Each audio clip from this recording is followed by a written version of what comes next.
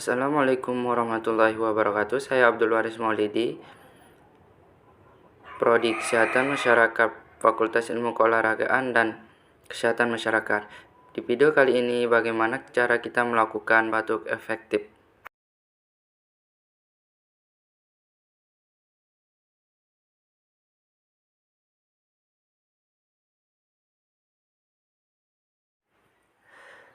Kita melakukan pernapasan dengan 3 siklus.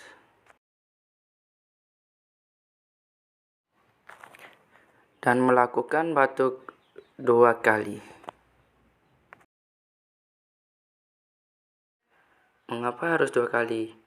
Batuk yang pertama bertujuan untuk mengeluarkan dahak dari saluran pernapasan yang kecil menuju saluran pernapasan yang besar. Batuk yang kedua bertujuan untuk mengeluarkan dahak ke mulut dan mudah untuk kita keluarkan.